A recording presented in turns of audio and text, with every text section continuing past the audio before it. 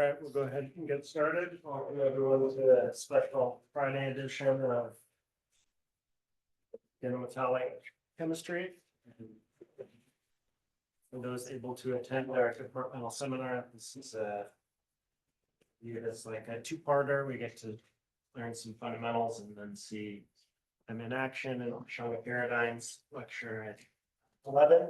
So thanks everyone for making special effort to come today and not the normal time. So the main focus of today's lecture will be allylic substitution, as you can see from the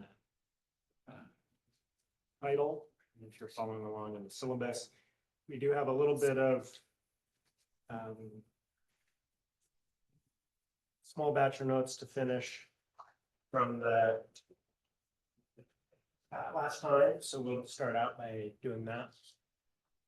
And the focus of last time's class was alkene additions mediated predominantly by palladium. We had an in-depth discussion of the Walker process and Walker type alkene addition. We'll have more of a skeletal discussion of heck type carbopalladation, but then we'll try to illustrate some of these concepts through various interesting case studies.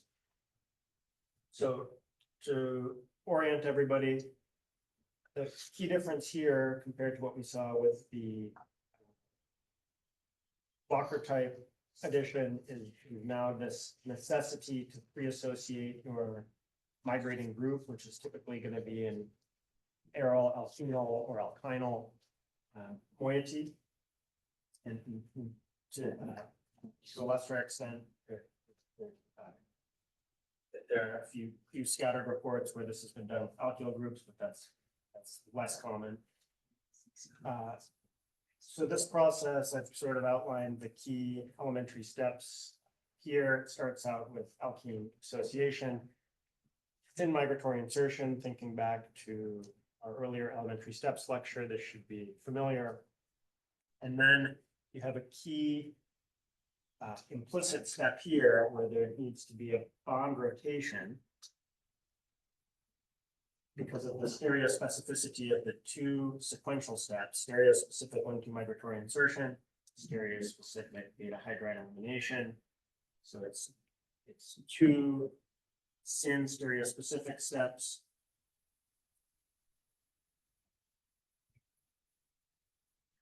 Which leads into an overall invertive process. So the two substituents R1 and R2 originally disposed V in the starting material are now in a trans orientation in the resultant product, which is an important signature feature. And I see this drawn incorrectly a lot, including in published literature. So this is just an important nuance to appreciate. Okay, so where do these, where are the conceptual underpinnings? Where did those underpinnings come from in the context of type carbopaladations? I'll start out with an underappreciated example from the literature that comes from the group of Fujiwara, Japanese chemists, who documented initially in a stoichiometric sense and later in a catalytic sense this type of reaction. So the initial manifestation, Fujiwara takes this palladium dichloride styrene adduct, which is dimeric in the solid state as drawn here. And under forcing conditions,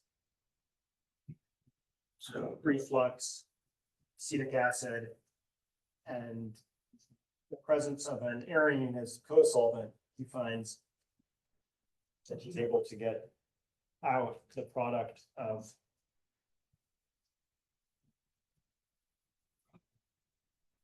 normal CH arylation. The putative mechanism here is initial generation of a aryl palladium species. You could, for those who are familiar with the ins and outs of CH activation, you'll recognize that you have some of the signaling elements for a potential concerted metallation deprotonation type mechanism, palladium 2, some type of carboxylate additive or base, in this case, acetic acid as co-solvent.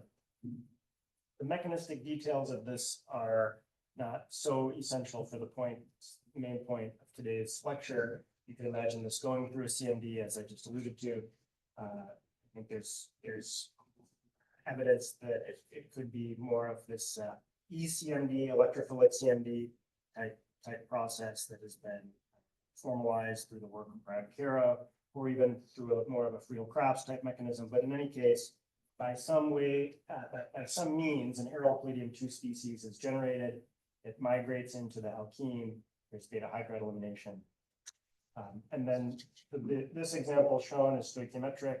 If you had to turn this over catalytically based on other things that we've covered in class, what would you think about doing?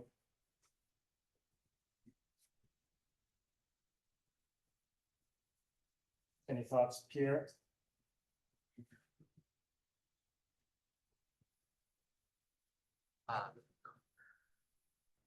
Addition of copper, perhaps. There you go. So that would be the first obvious thing to try. When we talked about Fokker oxidation, we were talking about how to go from Phillips alkene test stoichiometric reactivity to catalysis. We said copper-2 salts were the magic addition, or copper-2 salts plus O2. That would be the first place to start. And indeed, that's where the first place that this research group started in developing this as a catalytic process.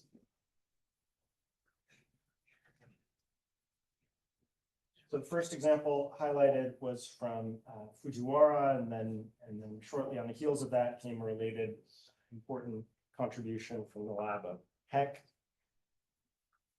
Remember, I draw your attention to the timing here, late 1960s. So these researchers are familiar with and appreciating the contributions from Fokker chemie, and they're asking the same questions that a lot of us, if we were in the field at the time, would be asking, which is what other types of nucleophiles could one coax into participating into alkene addition?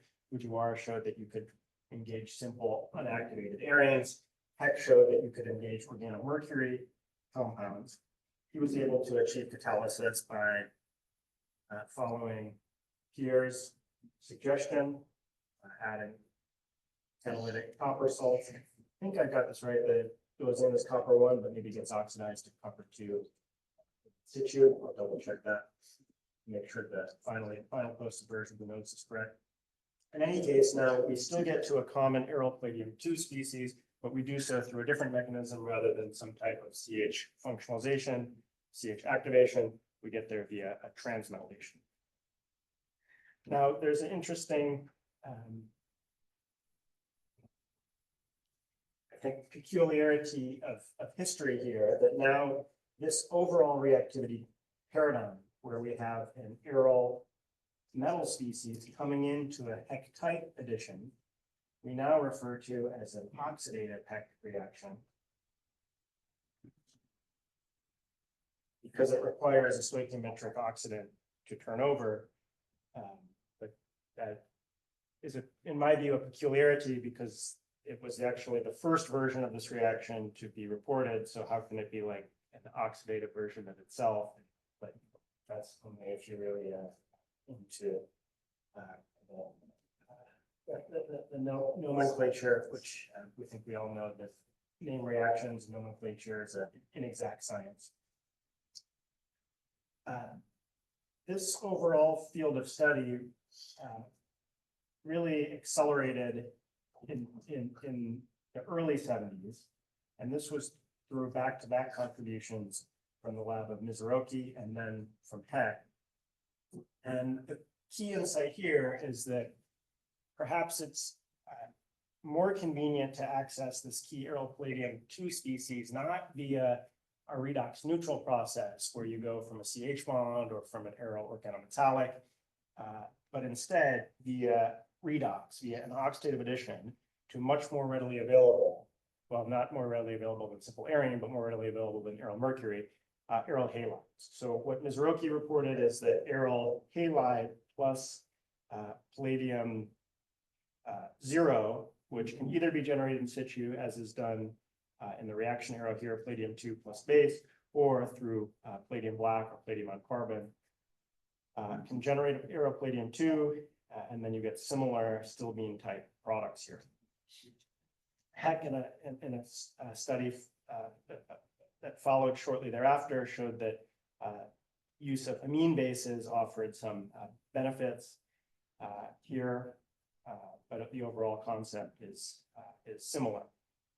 Now, there's a bit of tragedy here in the sense that shortly after Masaroki's key discovery here, he actually passed away, so he didn't necessarily get to see in his lifetime the fruits of his labor and fruits of his lab's contributions, but we can all appreciate the transformative impact that these discoveries had in the field of organometallic catalysis. In terms of name reactions and naming system, I like to refer to this particular reaction of organohalide plus alkene leading to functionalized alkene product as a Masaroki-Heck coupling, but the overall reactivity paradigm of aryl palladium 2 adding into alkene as a Heck type reactivity. But I think from my own view, the reaction shouldn't be talked about without acknowledging Masaroki's contributions. Okay, let's just piggyback off of this Heck type system and walk through one catalytic cycle so everyone is on the same page here. We've got to get started. I said it's a palladium 0-2 cycle, but we go in with a palladium 2 pre-catalyst. So the first step is we've got to get on cycle. So how are we going to do that? Yeah, a palladium 0 master. Yeah. We have some reduction reaction. Okay, what's the reductant that's most likely under these conditions? Maybe the acetate. Acetate? Maybe triazoate. Triethylamine. Okay, I like that one. I mean, the acetate is not a bad idea. If you had some phosphine ligands or something present, then I would be more inclined to agree with you regarding the acetate. But you say the amine. So what do we envision happening to the amine here? Will be +5 oxidation state. The amine is going to be oxidized to the corresponding iminium. Is that what you're? So loss of checks here. Similar to a discussion from earlier in the class. So I won't go through those details. Coordinate the amine to the palladium 2 salt, and then you've got the beta hydrogenation.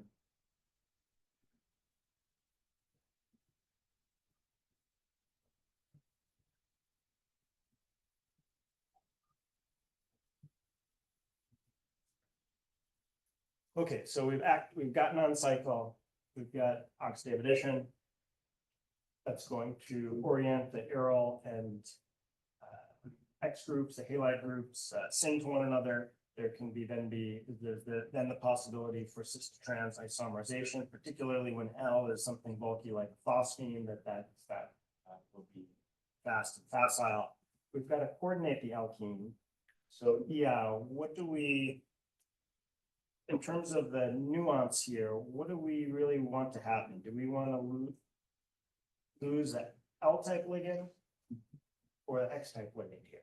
I think it's L-type. L-type. Why do you like L-type here? Their interaction is weaker than metal center and the X-type.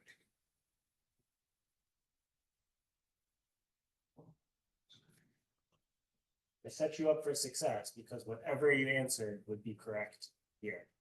It can be either, and it's context dependent.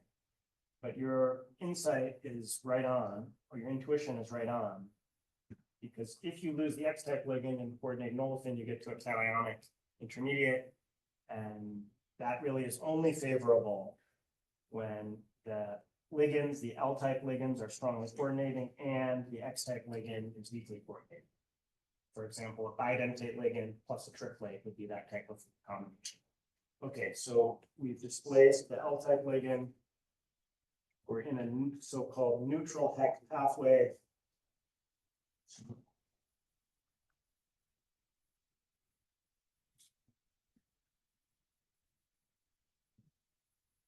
We've got our SYN stereospecific migratory insertion, although that's not important here since it's a terminal olefin.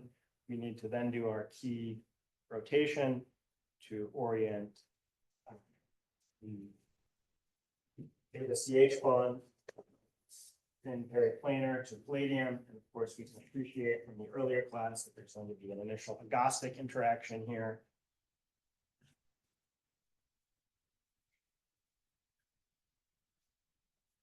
Beta hydride elimination. And then there's this key quenching step where now you have an aryl, you have your product bound palladium to hydride species that will need to at some point either dissociate and then be quenched or be quenched with base well coordinated to the alkene. And so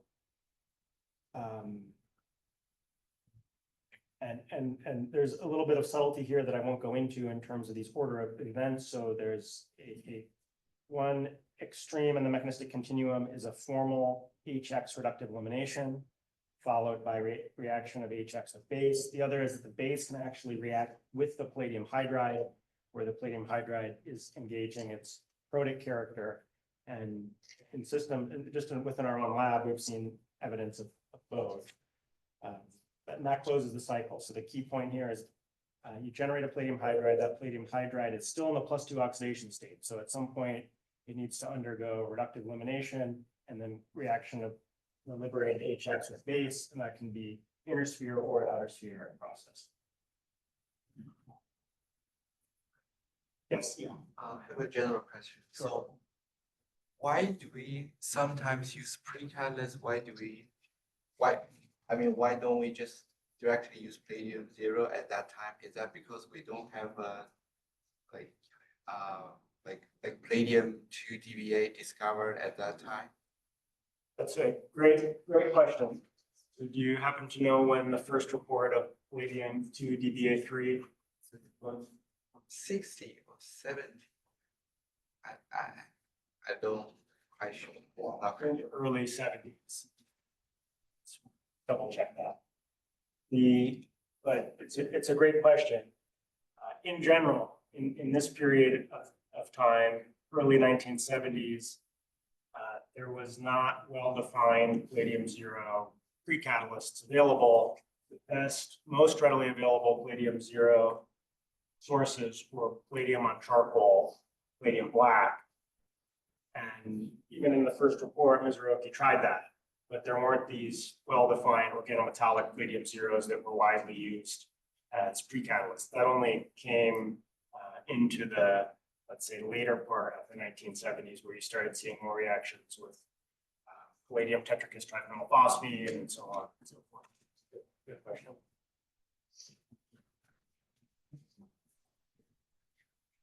So I won't say too much about this. We introduced this concept that there are two potential paths down this river. There's the neutral Heck pathway and the cationic Heck pathway. Neutral pathway is, as we showed here, most common with chloride, bromide, iodide, and relatively weaker coordinating ligands.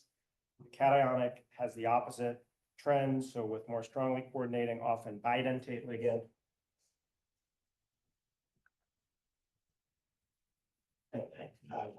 And weakly coordinating counteranions, things like triflates, nonoflates, etc. And this is often the recipe for enantioselected Heck versions.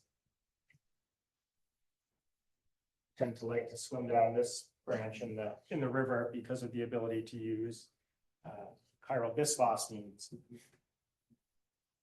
And similar, or at least not dissimilar to the logic of the Spencer-U test that we learned earlier in class, depending on the polarization of the alkene, the regiochemical outcomes can be different, and you can use that to read out whether you're in the neutral or cationic Heck pathways. I've got a handout with more examples that we'll include with it on Canvas if you want to just see more examples of this, but I think you get the key point here. Okay, let's look at a real world example, and I think this is maybe not unlike some of the troubleshooting that you might do if you seek to deploy a heck type coupling, a Mizuroki heck coupling in particular, in the context of your own research. So here's an example from Rawal in alkaloid natural product total synthesis. Rawal attempted this intramolecular Mizuroki heck coupling, expecting to see the product on the right that would arrive from standard sequence of events, oxidative addition, migratory insertion, and then beta hydride elimination towards the amine. And even though this looks like it's might not be that happy to undergo beta hydride elimination, if you build a 3D model, it doesn't necessarily look that bad, but that's not what he observed. Instead, his group observed this product. So what's happened here? The first is that the migrating carbogenic group seems to have added at the undesired position. And then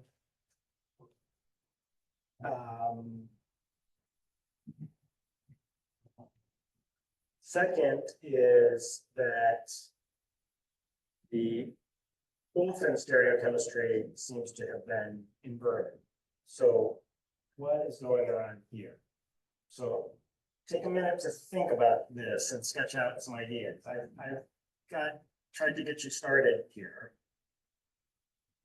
There's nothing surprising on the early stages of the reaction. Oxidative addition, the migratory insertion even goes according to plan. But what might happen here that could derail this system, this reaction?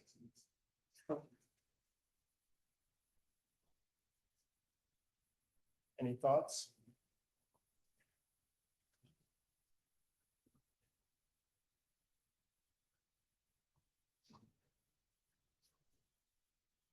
Amy, what do you think? Can you have like interactions with the ester? Okay, I like that. So it's a carbamate. So It's carbonate. why might beta hydride elimination? I think you answered the first question that we might ask.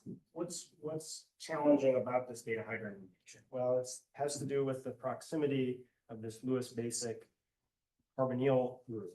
And this looks like there might be some kind of ring strain here, but again, if you build a 3D model, actually this interaction looks pretty favorable. So from a chelation control perspective, or from a chelate perspective, beta hydride elimination may not be as fast as you might expect with this particular protective group. Okay, so that explains why beta hydride elimination is not facile, but what can happen then next? Can you get another key? Meaning you have the wedged palladium and then the wedged ring system. So is it possible that your palladium also is coordinating to that other alkene? Okay. So Sebastian is onto something here. And this is not uncommon in intramolecular, or maybe I should even generalize that, heck type couplings of alkenyl migrating groups. What happens, what's the unique part when you have an alkenyl migrating group is that you migrate in, and then your intermediate has an alkene in it. And so look, just like step back from a 40,000 foot view and look what we've made here. We have an organopalladium, we have an alkene, they're tethered in close intramolecular proximity to one another. So Sebastian is asking this question of what might, is it possible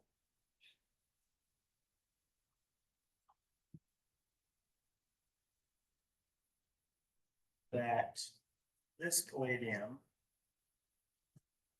may in fact see if I can draw this correctly. I'll try to highlight the key arms. You have 1, 2, 3. So can you migrate back in and make a cyclopropane structure?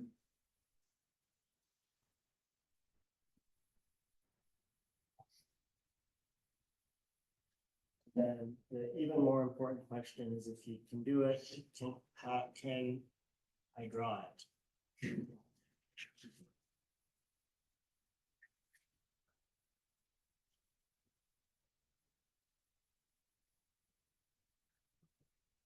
I feel like I'm gonna get this wrong, but let's see.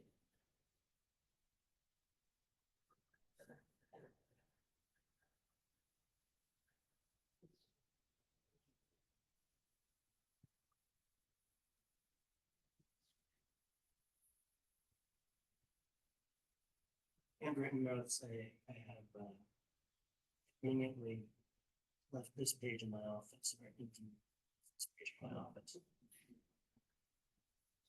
Right?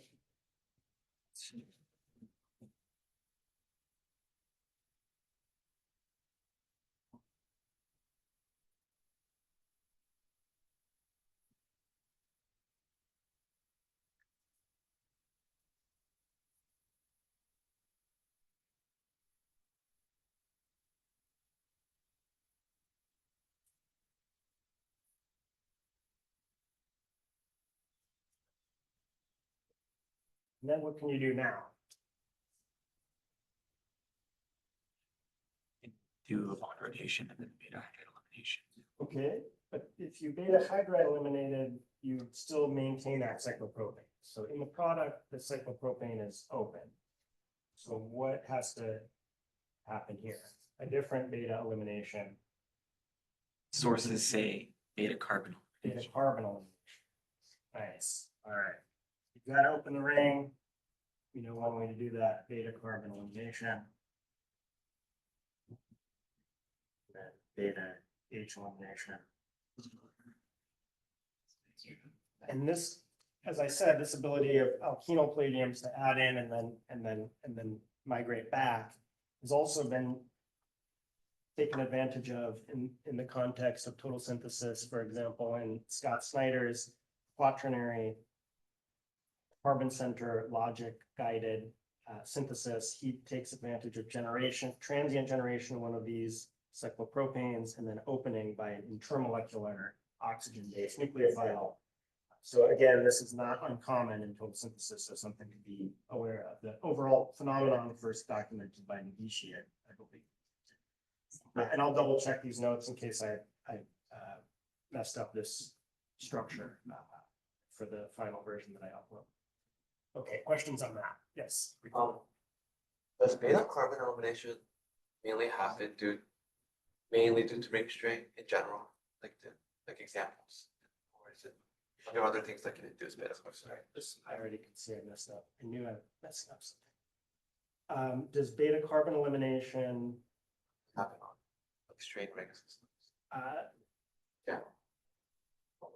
yeah, strain release is certainly one of the most common ways to induce beta carbon elimination.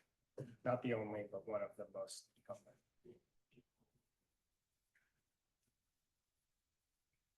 Any other questions? All right, let's take a look at that problem of the day, number 4 from last time. Pretty simple looking molecule, but gives us a chance to exercise our brain in terms of organometallic retrosynthesis. What did folks come up with for this? Mike? Yeah, I said you could just start with fluorine and then you deprotonate that. Get the fluorinal anion, so it's kind of like a poly.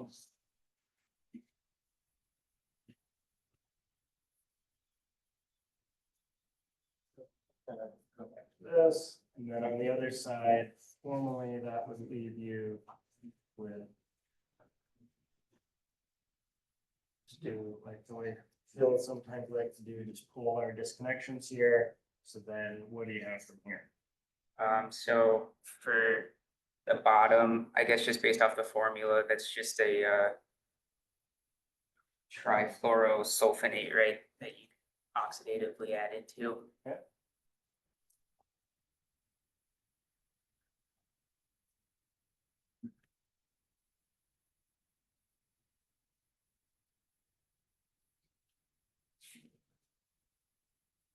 this is effectively what we're talking about. I'm hearing you right here. All right. This was just is it a triplet that you said? Yeah. That looked like what you had? I guess, no, I was actually thinking that the fluorine would be your like olefin or poly that you're coordinating, but that makes more sense what you drew. You thought, oh, Yeah, I was thinking it was like a D-loop, but almost like an allyl anion, which then would be your like electrophile. I see, okay, okay. But you like this way too? Yeah, yeah, Okay, that's all right. makes more sense. Okay. And then so in the forward sense, what is gonna happen here? We're gonna have oxidative addition, I won't draw this out, oxidative addition. And then this, we're just going to generate fluorine itself in the presence of strong base.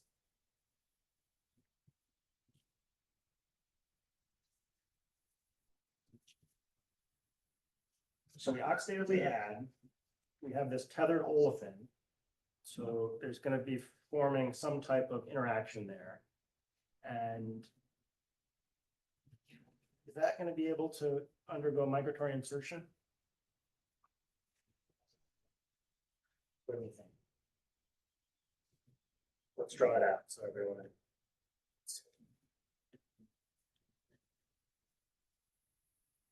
We like this undergoing migratory insertion.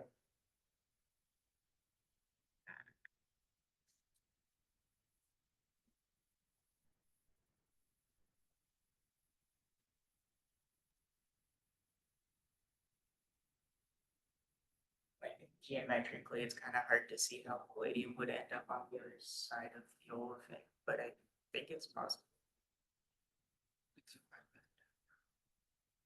It could be possible, but you start to get the sense that there's a lot of ring strain in this transition state. So it might just be more happy to be like this, where palladium-2, even a relatively electron-rich flavor of palladium-2 intramolecularly tethered to an olefin can be a pyruvate acid, as we talked about, and then in the classical John Wolfe style of chemistry, then you have a nucleophile engage. Backside generate now I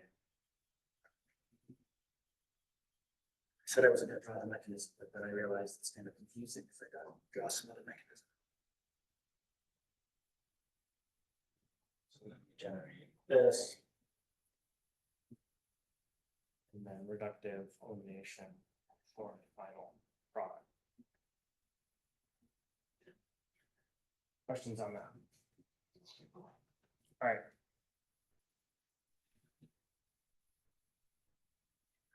We'll keep up with the theme of addition to pi bonds, but different flavor of pi bond here. These are al groups, and like the previous lecture, most of the talk will focus on this topic through the lens of palladium chemistry. That's where it has its historical origins, but I'll try to fit in relevant work using other metals as well.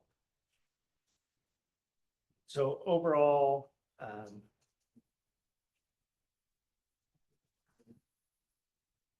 reactivity here, the key point is to try in this lecture is to develop an intuition for how to generate al metal species, and then how to develop an intuition of how they might react. And so al metal species, when the metal is in a relatively high oxidation state like palladium-2, are overall electrophilic, so they will react with nucleophiles. It can happen via an inner sphere or outer sphere mechanism, as we'll discuss. If you like arrow pushing, this is how you would push arrows. And in terms of the electronic features of this reaction, it's most similar to a reductive elimination. It seems like a little bit of a misnomer to me personally to describe it as reductive elimination, but in terms of how it changes coordination number, opens a coordination site, et cetera, it does, and changes the oxidation state of the metal, it does have that common feature.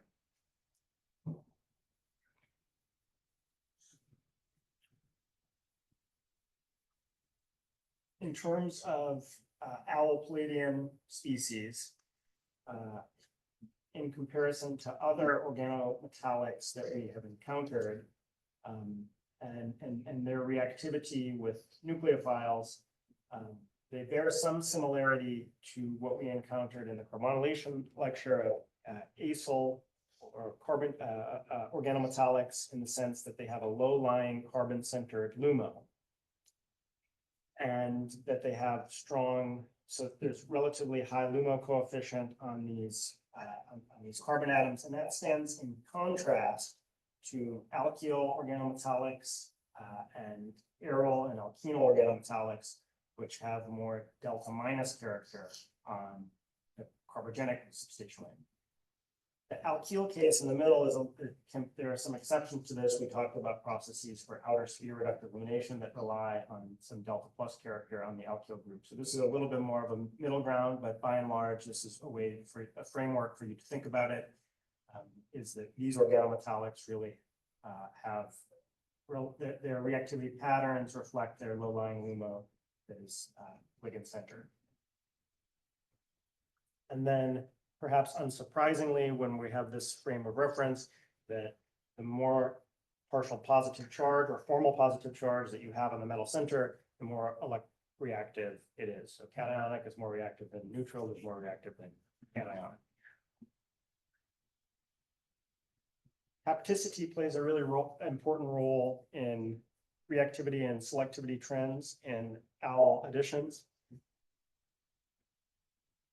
And this capacity of allyl groups to undergo haptotropic shifts is one of their signature features.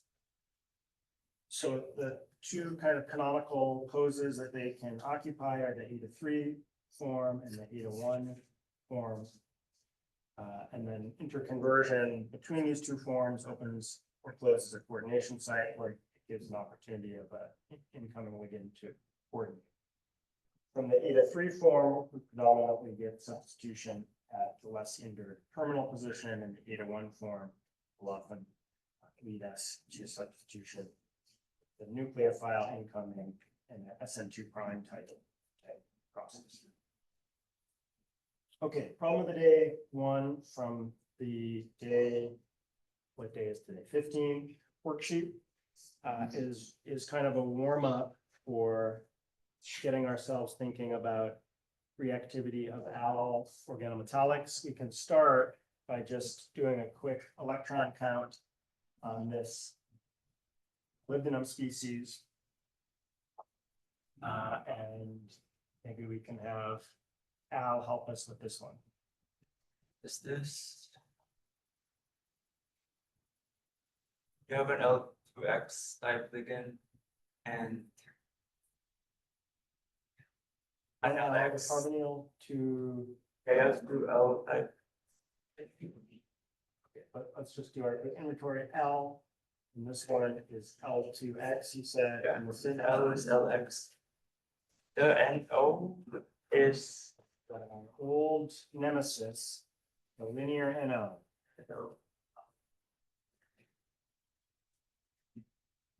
Which is. Is that an X type ligand?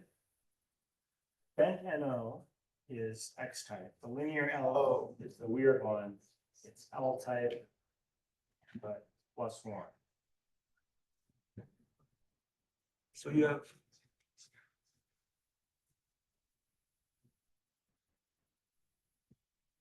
molybdenum 2 if that linear nitro is +1. Molybdenum plus 2. And I think molybdenum 0 is D6 ethyl. So it should be a D4. 1, 2, 3, 4, 5, 6, 7. ligands, 18 electrons, 14 electrons from the ligand, Total 18 electrons. overall 18 electron. Okay, so that whole exercise allows us to say, okay, we're in the Davies, Green, Mingos model, and that's going to be our first set of rules to guide whether we're going to get attack on the CP ring or the OWL group. And that's just a very long-winded way to probably do what you would do intuitively, which is to add to the OWL, right? Okay. But now there's one more step to do, Al, which is to ask, you've got 3 potential sites of OWL addition. Which do you like here? Either of the terminal positions if they're equivalent. Okay, so it's molybdenum, you'd say +2 is kind of a high oxidation state, cationic, so it's gonna want to add a terminal position probably. But these 2 terminal positions are inequivalent. So which do you like here? So I guess the top one is, can you consider that trans to a nitro zone? Like the way that you're thinking about this, we need to think about the trans effect / trans influence. The other one is trans to or CO. One's trans to CO, one's trans to linear nitrosyl. And the one that will be attacked by the nucleophile would, I guess technically be laserlized. Correct. I think CO is a stronger trans effect ligand. So you would attack on the bottom or. Beautiful. I couldn't have explained it better myself. Just to recap, Al says selectivity here is going to be governed by the trans effect. So that means we need to do a comparison of what's stronger trans effect ligand, CO or linear nitrosyl. Linear nitrosyl is a pretty poor sigma donor. It's cationic. It's a good pi acceptor, but it's a pretty poor sigma donor compared to CO. So it has a relatively weak trans effect. We didn't cover that in the trans effect class. If you're interested in that, I've got some additional reviews that have this ligand situated for you here.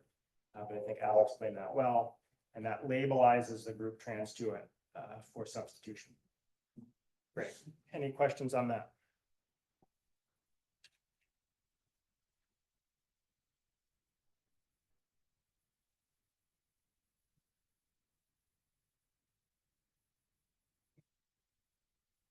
Okay, so we've talked about reactivity of OWL metal species, and that jumps the gun a little bit because we haven't yet talked about how we make these things in the first place. So let's talk about that. We've got 2 back-to-back problems of the day here. PODs 2 and 3. I think POD 2, the first part of it should be pretty straightforward here. We have 4 different OWL electrophiles. They all go to one product. So what is that product? And please define the stereochemistry. That would be a hint. So what do you think here? Catherine?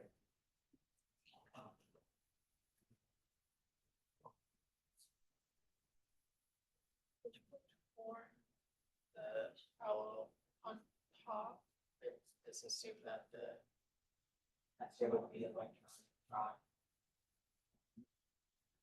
Okay, so the first question to confront is one that we have not yet introduced, which is what is, in terms of the stereoelectronic considerations, how are OWL electrophiles, how do they like to play with low valent metal centers? Do they like to react in a, how would I describe it, stereo invertive mode or a stereo retentive mode? So the phenyl group here, you can kind of ignore its influence. It's just allowing us, it's the only role it's really playing here is serving as a readout for stereochemical information of the other elements. Just keep that out of your mind. And then as the palladium zero approaches the substrate, does it want to coordinate to the same face as the outgoing leaving group or the opposite face? And you've said same face.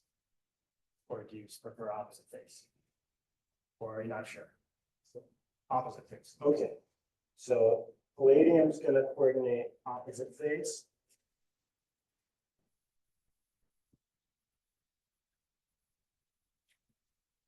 Oxidative addition here is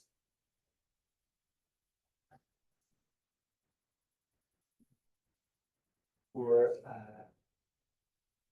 stereoelectronic reasons proceeding via an SN2 type pathway.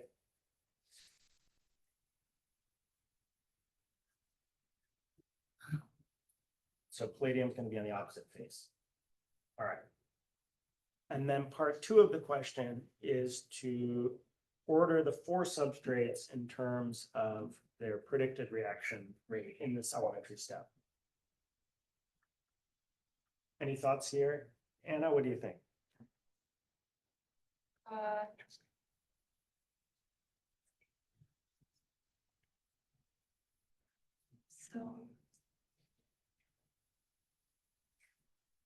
So this is oxidative addition, It is.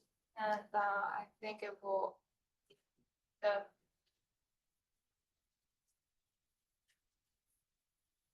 the electron core should react fast. Okay. So, yeah, Look like a dipole. I guess it is kind of. So this is what you said, increasing rate. No trick question here. Better leaving group, higher rate of oxidation.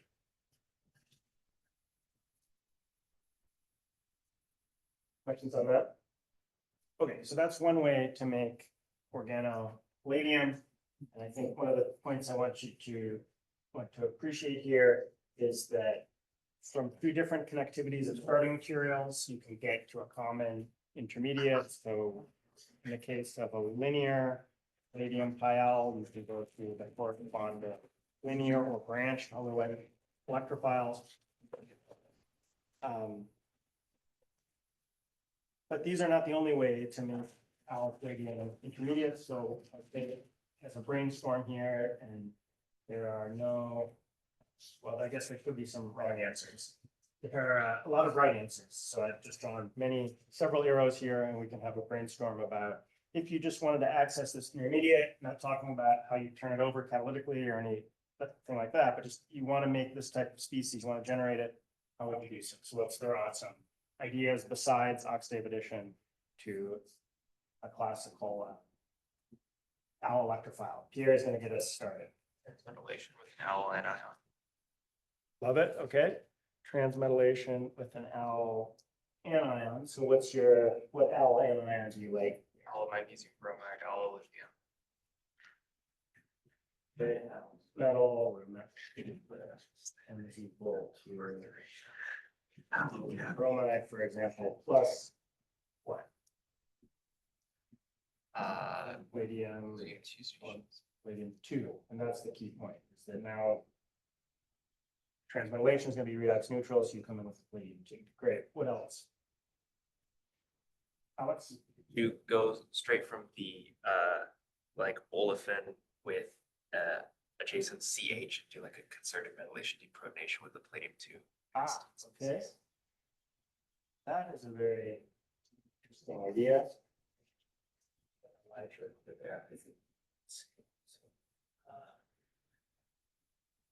Palladium with CH, and then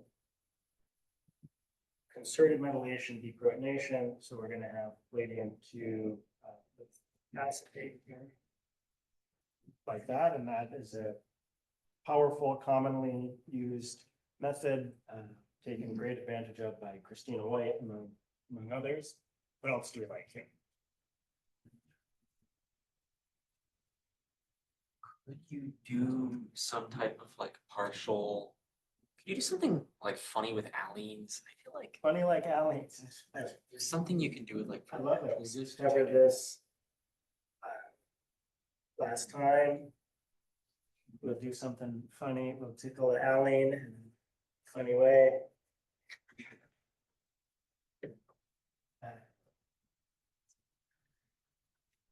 I'm just drawing palladium hydride here, but it doesn't, could be other groups here.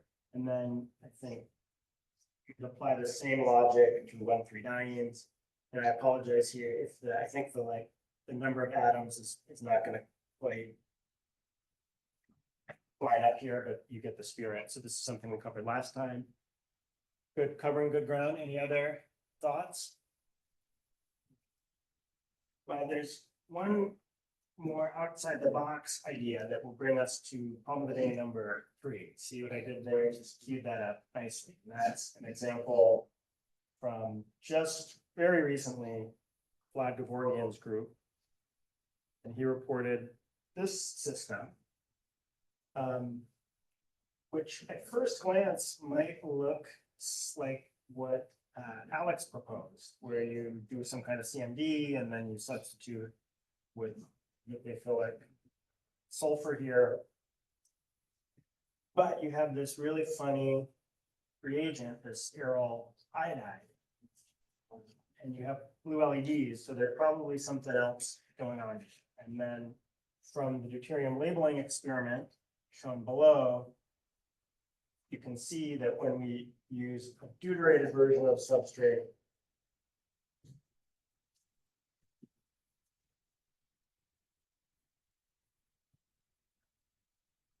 with then a modified aryl halide, get corresponding aryl D byproduct. So in light of that information,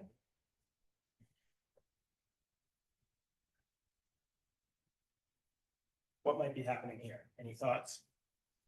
The first hint I'm going to give you is that even though you go in with a palladium-2 pre-catalyst, your active catalyst is palladium-0.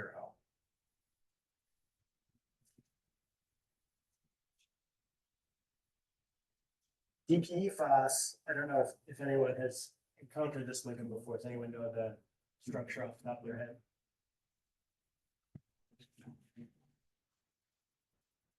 It's a cousin of Xanthos, so it's basically if you try to draw Xanthos and you forget some of the atoms, then you'll get to DPE phos. Key point is it's a relatively wide angle bisphosphine. That's confirmation plus. Okay, so what do we think might be happening here? What's the blue LEDs? What are the blue LEDs doing? Any thoughts?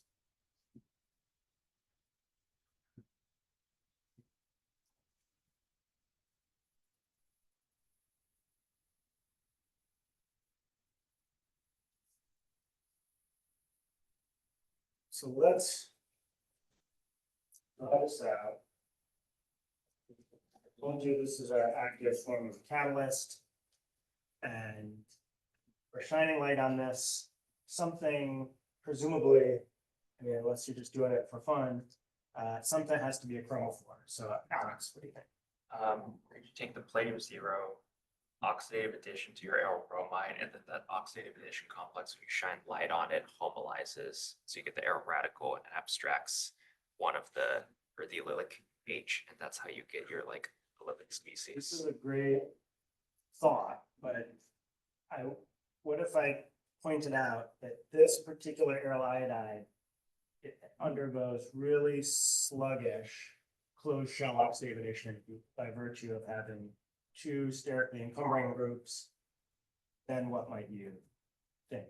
Same answer, but different order.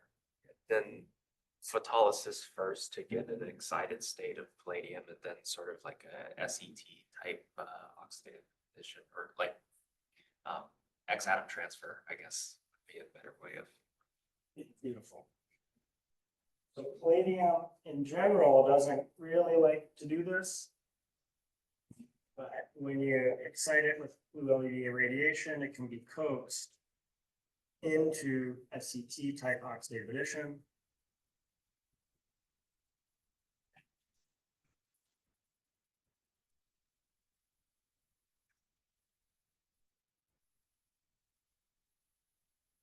Once you generate this arrow dot, and this is going to react with substrate.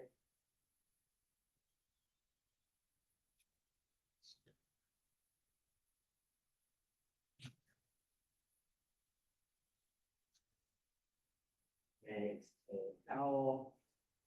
So if you dream there, owl dot, then, and on space, then recombines with palladium one to make a familiar, so it's a long journey to make a very familiar friend of palladium two owl. And this has been taken advantage of by several groups. Gavorian is one of the pioneers. Frank Lorius has done radical additions to 1,3-dienes to generate owl radicals this way. So we'll just generalize this to complete this.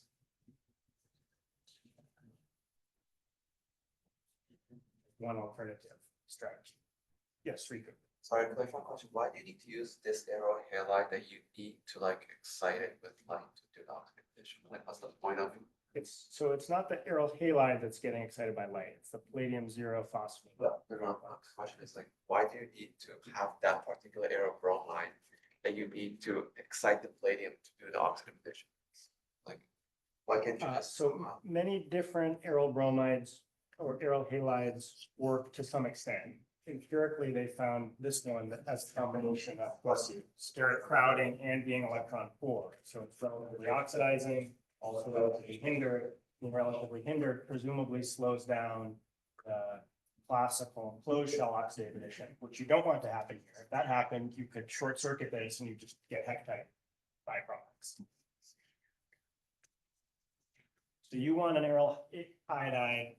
If you, there's some design that goes into this, and they've reported on several, but this is the optimal one for this paper and for the previous paper as well. There's some design that goes into it, and if you work to, from first principles, design an ideal aryl halide for this purpose, you'd want it to be relatively oxidizing. You'd want it to undergo closed shell pathways as slowly as possible, and you do that by steric bulk. I think one of the lessons Bill Barron's taught me over the years is that in general, it's a vast oversimplification. In general, radical-based processes are less sensitive to steric hindrance than 2-electron processes. So it makes something very bulky. 2-electron process is going to slow down. The radical process will be less perturbed by that. So the two CF3 groups kind of prevent the other oh.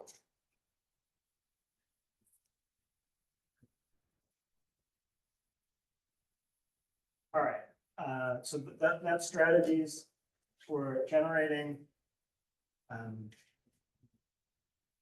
alpalladium. We'll see now in the context of a catalytic reaction an example, and this is actually this is the Sebastian method in practice. Do something funny with an alene. Here we go. So chemist, this is comes from our chemist of the day, who many will probably recognize. That, Abby Doyle, thank you. Abby Doyle, formerly of Princeton, most recently at UCLA, known for nickel, organonickel chemistry, machine learning, and early in her career, what the chemistry she established her career around was on fluorination. And one of her key contributions, in parallel to my former supervisor, Bernie Gouvener, working with John Brown, was developing allylic substitution chemistry that worked with fluoride anion. So that was a unsolved problem until the 2000s. And arguably that was the discovery that earned her tenure at Princeton, was developing, figuring out how to let fluoride engage in Allylic substitution chemistry. So here's an example. We use the Sebastian, do something funny with an allyne mechanism to generate alpalladium-2. We use silver fluoride here. Why would silver fluoride potentially be a good choice for fluoride source?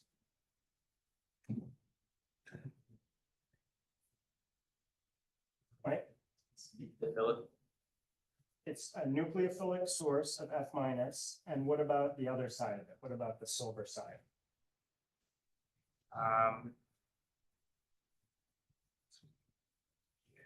So let me draw out what actually is formed here. Okay, yeah, it can remove, use metathesis on the iodide. So we've got silver. We probably want to get that halide off the metal and out of solution. So we've got a means of doing that. Silver, we lose silver iodide, and then fluoride is free to do its business, even if it's not the most reactive nucleophile. You don't have any iodide around anymore, so it can engage the generated pial and give access to this fluoromethylenediol product. Oh, I gave it away. I didn't even realize it had the name. Sorry about that. There's the reference.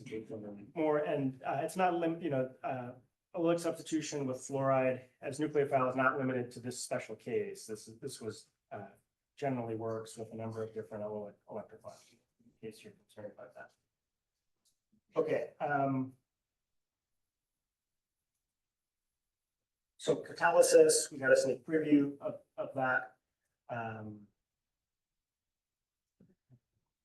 A key thing to appreciate why is catalytic Allylic substitution reaction? Why are these generally powerful tools in molecule making? It's because in the absence of the transition metal catalyst, if you were to just try to do the SN2 or SN2 prime type reaction on this corresponding electrophile, you would just have a real mess on your hands. So the transition metal catalyst, you can think of it as it cleans up what would otherwise be a really messy situation. Most commonly, well, there are two regimes, and the one that's probably used most commonly is the soft nucleophile regime, where it's some of the nucleophiles you're familiar with, like 1,3-dicarbonyls, non-basic nitrogens, as well as some oxygen-based nucleophiles. And then there's another regime with hard nucleophiles, which are some of the organometallics that we talked about, granules, et cetera. General mechanism, Catherine told us that the initial oxidative addition step goes in a stereo-invertive pathway. And with soft nucleophiles, they have stable, relatively stable anionic forms, so they prefer to engage the owl electrophile in an outer sphere process. The reaction thus is overall doubly inverted. It's doubly invertive, so is overall retentive, and of course has the possibility for generating two regio-inequivalent products. We'll talk about some of the selectivity rules here. So early history, I'll introduce this in kind of a similar way to how I introduced the Locker and Heck type chemistry. Starts with a familiar name, Jiro-Suji. So I showed that example where Suji takes palladium cod chloride and adds a malonate type nucleophile. And about the same time, his group did an analogous experiment with owl palladium chloride dimer and found similar success, and in this case was able to get the alpha allylated product out. So that was in the 1960s, but this overall approach was still in an incubation phase until the 70s, where Barry Trost's group made a really important discovery, the addition of triphenylphosphine. Remember, through the 60s and into the early 70s is when people were using triphenylphosphine for everything, for hydrogenations, for hydroformylations. And so why not see what it does in Allylic substitution? And it turns out you get much improved yields. This also then provides a hint for how you're eventually going to turn over this process catalytically. Interesting little historical footnote that I'll just comment on is in the case of the Trost system, how did they make this allyl palladium species in the first place? You might think it's oxidative addition of the corresponding allyl chloride, and you wouldn't be wrong to think that, but in fact, they used the Allylic method of CH activation via a presumed CMD type mechanism.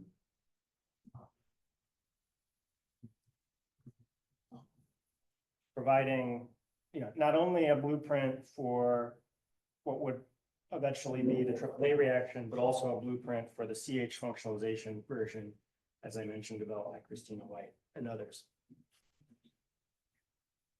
The discovery of triphenylphosphine in the 70s,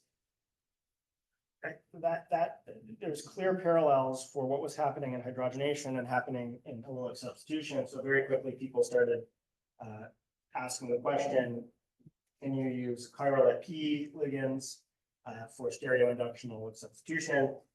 And iterating around this concept of what's the best, or around this question of what's the best ligand architecture for these types of reactions. And through quite a bit of experimentation, a privileged ligand architecture from the Trost was eventually identified that we now call Trost ligand. You can imagine this is not the first thing that they tried. It turns out stereoinduction allylic substitution with palladium is a really challenging problem. If you think about what needs to happen in stereoinduction, the allyl electrophile, remember the incoming nucleophile is attacking outer spheres. So if my hand here, say the incoming nucleophile is coming here, and my hand is the allyl group, the metal is sitting here, and my chest is like the ligand. So you need to have really specialized ligands that project a lot of steric bulk back in the direction of the incoming nucleophile, or that bias the conformation to induce one of two particular twists. And so that's what is built in over many decades of hard work into the Trost ligand design.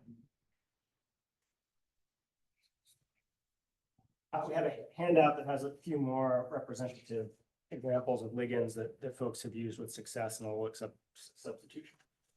In terms of relative reactivity of electrophiles, we talked about benzoates, and those go hand in hand with acetates. As a molecule maker, you might one day find yourself in the situation where you want to use up reactivity. And so you might want something more reactive than an acetate, and you could then use phosphonate or use the corresponding carbonate. And the carbonate ones are especially powerful. Why is that?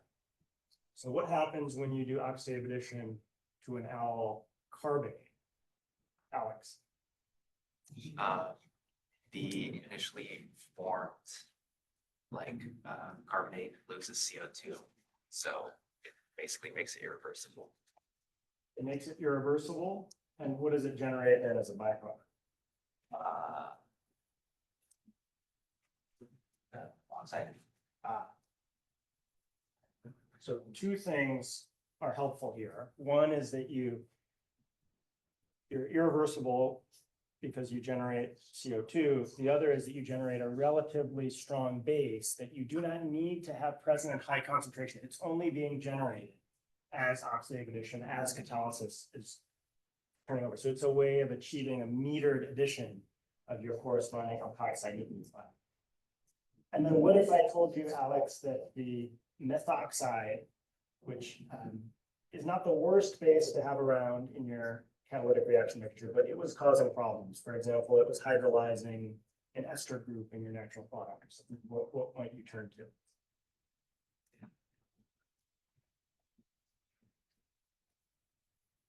So methoxide is basic, but also nucleophilic. So what's an example of a leaving group of similar basicity, but poor nucleophilicity? You could have like terbutoxin. Terbutoxin, love it. Don't need to overcomplicate things here. You could just use the corresponding p-butoxide version. Hot to try. Okay. Questions on that?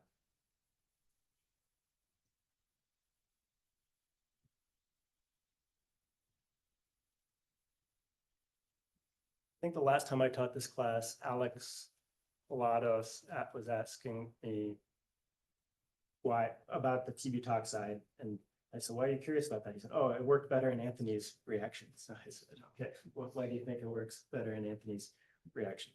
Yeah, so I was on the fly consulting. I got to wear my Bill Barron hat. All right, let's talk about regio selectivity. And it's complicated. I'm sure can already appreciate this point. It's going to be a combination of steric and electronic factors that dictate in cases where the two possible positions are inequivalent, which the nucleophile is going to add to. With palladium on the steric front, it's relatively simple. Of course, there are exceptions, but the overall trend is going to add to the less hindered position. That's why you typically get linear products if it has the choice, not branch products. And that's why if you want branch products, you need to typically go to iridium or other metal centers. But here's a case where the steric profile of the two groups is going to be relatively equivalent. And what we're going to be asking ourselves is, just from an electronic perspective, which of these two products is preferred. So they're about electronically, they're pretty much maximally differentiated here. We've got nitro and we've got methoxy. And we're going to start out, of course, the intermediate that we're going to generate is this. I'll just draw because everybody knows this. This is what we generate.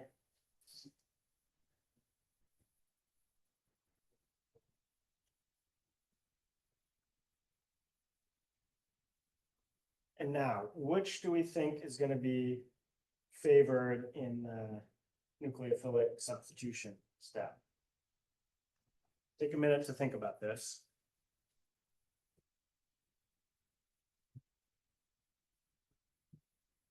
All right, who votes? And if you're not sure and you just want to make a guess, you've got a 50% chance of being right, which is not bad. That's a lot better than NIH grant funding rates. So who votes left? Who votes right? Nobody votes right. Product on the, sorry, that's, all right, that's confusing. Okay, so who votes this product left? Okay, who votes this product right? Okay, Amy, why do you like that one on the right? Well, my reasoning was that the NO2 is more electron withdrawing, so you have a nucleophilic attack on the left side. I think that's totally reasonable. That, and I think this is a part of this that becomes a little non-intuitive. Was non-intuitive to me when I was going through this example the first time. I think I might have even taught a version of this where I just had a 15-minute lecture on the exact wrong answer and then had to have a 15-minute discussion of why I was wrong. It's 6 years ago. So I think that is totally reasonable, but that's why this is worth discussing. So, but most of the class had a different answer. So for somebody, maybe Anna, why did you answer the other one? And the delta plus, I feel like it's ending up on the methoxy side, but delta minus is ending up on the nitro side. It's kind of. Yeah, okay, so I think there's two mnemonics that are useful, I think, at least they're useful to me, they might be useful to you, so I'll just explain them here. And one is the one that Anna mentioned, which is if you just watch where the delta plus goes. So you use as a mnemonic, you just look at this and look at it as an alkyne, and you ask where is the delta plus going to be most stabilized, and that will give you a readout of ground state, where's the biggest Luma coefficient. In that case, the biggest Luma coefficient would be proximal to methoxy. The other way, the other mnemonic that is useful to me is to think about what's actually happening in the regioselectivity determining transition state. Where is electron density flowing? And you can ask yourself, to generate these two products, it's going to flow in one of two ways. It's going to flow this way, or it's going to flow this way. And which of those two overall dipole moments would you prefer? You probably prefer the one on the left because you want to accumulate, you want to flow negative charge towards where negative charge is best stabilized.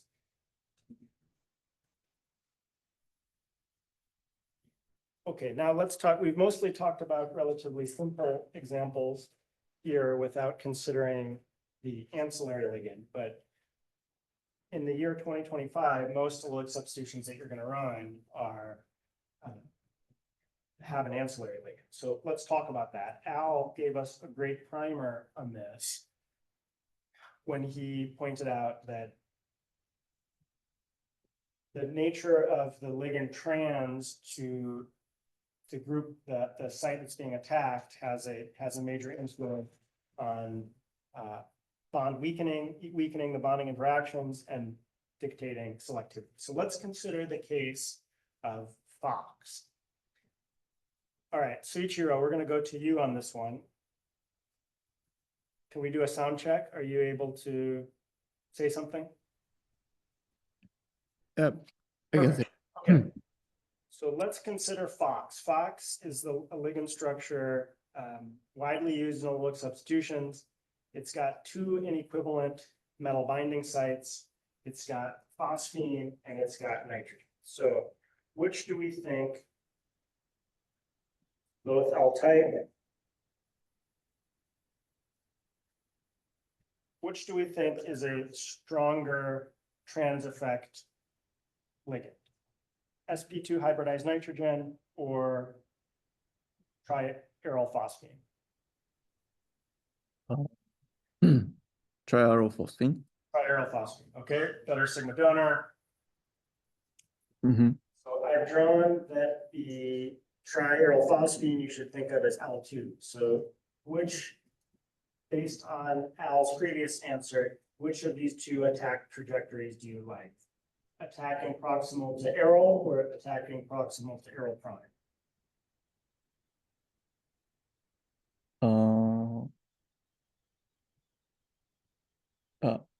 The right hand side. So if they are, you prefer on the right hand side. So let's see, let's play this out. L2 has the stronger trans influence / trans effect. That means the bonding interaction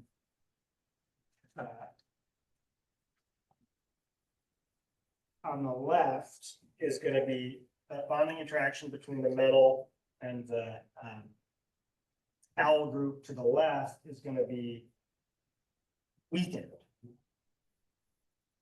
I see. compared to the one on the right. Are they from the left hand side? Okay, so you revise your answer to left-hand side, is that right? Yeah. Beautiful. Now, what have we done? What is the, where is the beauty of the Fox ligand structure stem from then?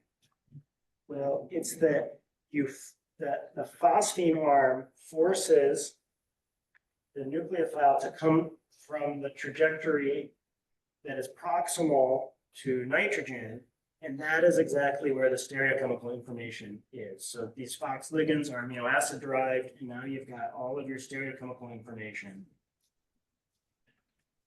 proximal to the trajectory of the incoming nucleophile. And you'll see for non-C2 symmetric ligands, this design principle will come up again and again and again. Okay, let's talk about the effect of nucleophiles. And I mentioned so far we've covered the case of so-called soft nucleophiles. We can also consider the case of hard nucleophiles, such as Grignard reagents. We'll just take one set of model reactions here. If we have an enantioenriched, stoichiometric experiments, enantioenriched al palladium 2, 82% EE. And we subject it to soft nucleophile conditions, we get substitution with inversion of stereochemistry, SN2 type, if you want to think of it that way. EE is maintained more or less, and the regioselectivity favors addition proximal to the smaller group, which is methyl in this case. So what do we have here? This is going should all start to look familiar, but I would just draw this for completeness sake.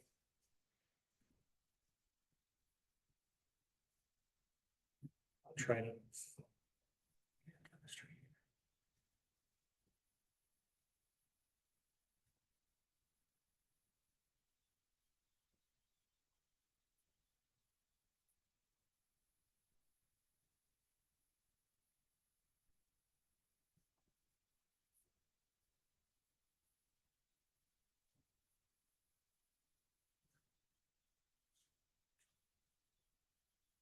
And then what about the opposite case? So now we'll treat with Grignard, and what it's going to do is not play nicely in the outer sphere of the metal. It is more aggressive, and it wants to get right in palladium space. And it will do so through transmetallation.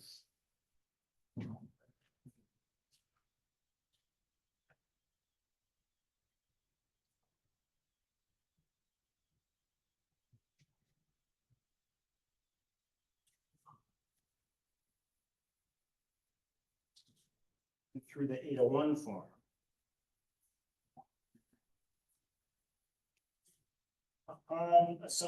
Remember that upon transmetallation or whatever association event, that is going to increase the coordination number of the metal. So it has to go 801 to kind of lose the electrons from the 803 hapticity. So transmetallation then, the palladium is just shifting along the face, the top face in this case, of the al group. And then upon CC reductive elimination, you preserve the stereochemistry that you had in the initial palladium al. Now, we have a little bit of stereochemical leakage here, and we'll talk about that in a moment. Clarifying. Please. On the right example, Yeah. I wonder why is the left or the malonate attacks on the methyl group more preferred than the. In this case, regiochemistry is controlled sterically. And I was kind of thinking like that benzoic cation be more stable. it's a good point. As I said, it's this combination of steric and electronics, and in this particular case, it's sterically. Okay, other metals. This could be a whole separate lecture, and we just don't have time in the curriculum to give a whole lecture on other metals, Allylic substitution. In the case of terminal metal pials, we talked about palladium, which prefers to generally give linear products through attack trajectories that go through the least circularly hindered pathway. Nickel does the same. And then many transition metals will actually prefer branched products. Molybdenum, tungsten, in the early days, those were pursued. And more recently, you'll see cases with rhodium and iridium that are highly selected and give high product as well. Copper is an interesting special case, and it's such a special case that it's its own chapter in the Harvard textbook. I won't cover it. I'll direct you to that chapter.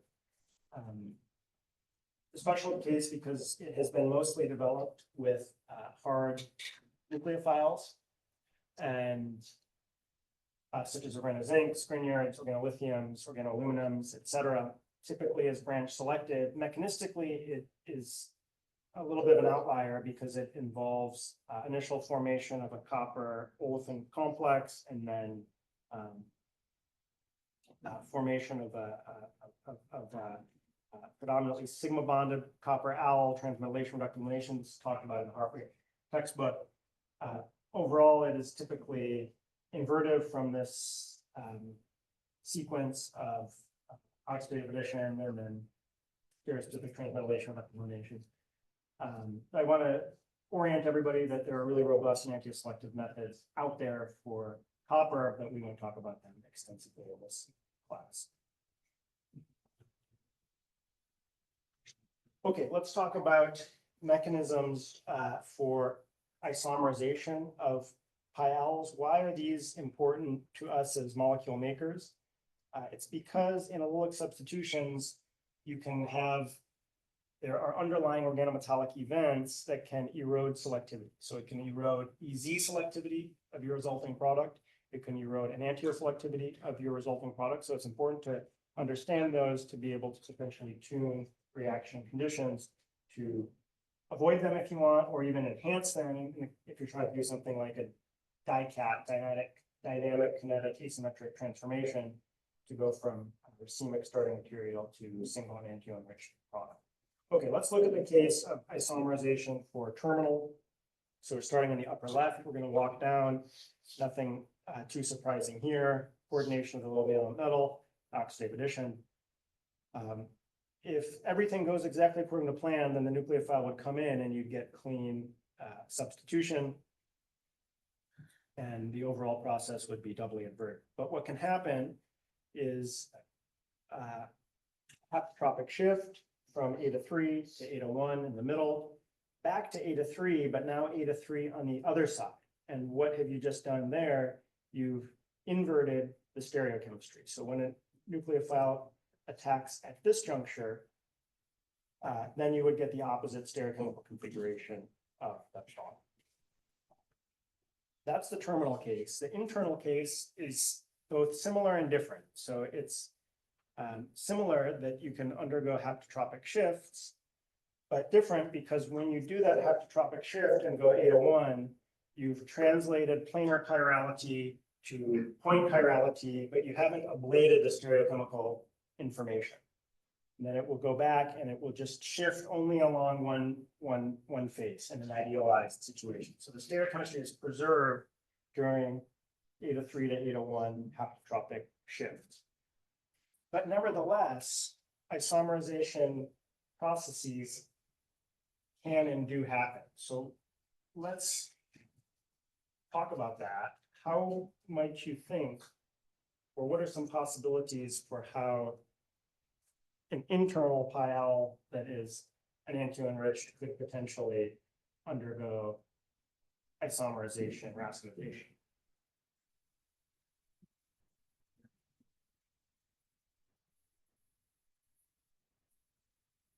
Rico, have an idea? Anna, you have an idea? Is it just, oh, I don't know. Is it let some beta hydrogenation, then you do it? Goes to the other side. If you were to beta hydride eliminate, you would, what would you generate here? You would generate a, so, okay, if you did a haptotropic shift to A to 1 and like your R group had a alkyl, was that alkyl substituent and had beta hydrogens, you could beta hydride eliminate to make a 1,3-diene and then reinsert. That would be possible, I guess. But that's not the main culprit here. Anna. So you start with the A to 3, and then is it possible that you first become an A to 1 at the less substituted site, and then you can rotate to the other side and then become A to 3 on the other side? But then I guess the stereochemistry of the R will. I think it will, we could draw that out. I think it will retain the stereochemical information. we've drawn this in a simplified, really simplified form, imagining there's nothing else in solution. But what do you actually have in the context of catalysis, and what do you have particularly in the context of any stoichiometric experiments? If you've got many metals bouncing around, there are bimetallic processes that can take place.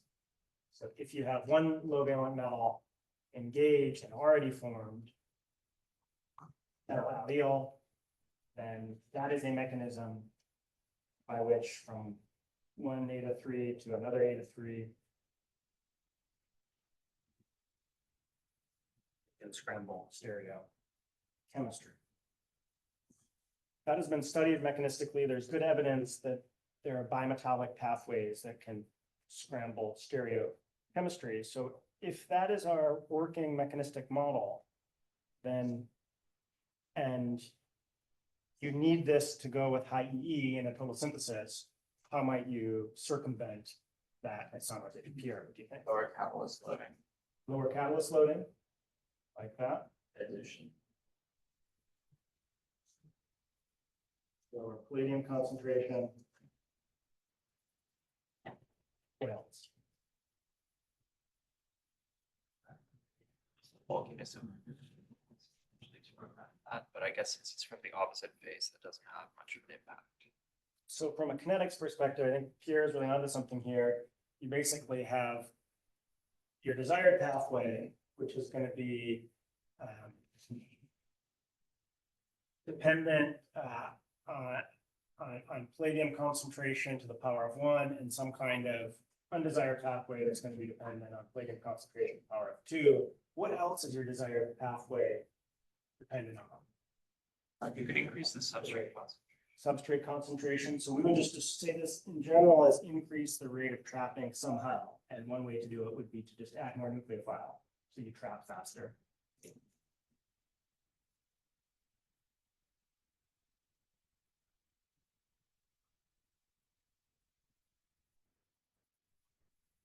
And then really a consequence or an approach to achieve point 2 is to ensure your reactive intermediate is cationic, and one way to do that is to use bidentate ligands, which empirically have been found to increase the rate of allyl trapping. So those are what, that is part of the reason why bidentate ligands indeed are widely used in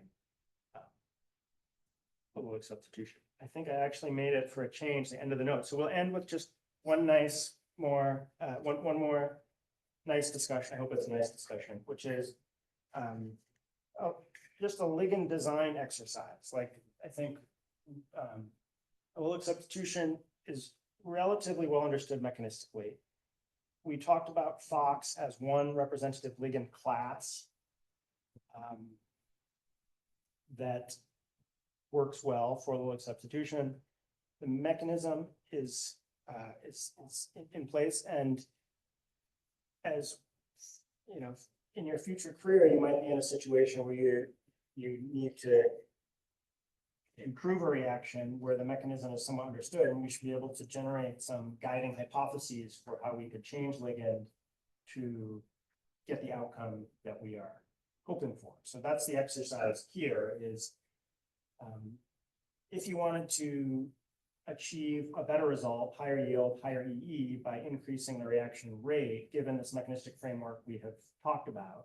Let's say the system is limited by the nucleophilic substitution step, the trapping step, then what types of point mutations, so to speak, would you make to the FOX backbone to improve outcome?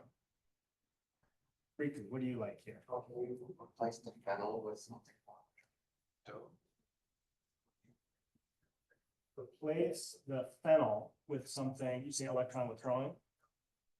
Electron donating. Why do you want to do electron donating? And would that make the cation? And would that make them more cationic? I think you might be thinking of it backwards. So remember that trapping step we think is equivalent to reductive elimination. So what accelerates reductive elimination in terms of the other ancillary ligands? You said first your answer you gave was add electron donating groups. We know that accelerates oxidative addition, right? Makes the metal center more electron rich. So make the metal center more electron poor. Some will recognize this is like this design right here is used by Brian Stoltz group, for example, at CF3 there. So that's a good answer for sure, Riku. What other thoughts? Yeah. Always increase the steric bulkiness of the ligand to increase the rate. The rate of, That's the elimination step, but I'm not sure that. it's a little more it's a good thought, but a little more tricky, truth be told, in an outer sphere type attack like this, because you're also potentially inhibiting the trajectory of the incoming nucleophile. But certainly, and I think the place to tune it would probably be this R group. Is that what you have in mind? What else?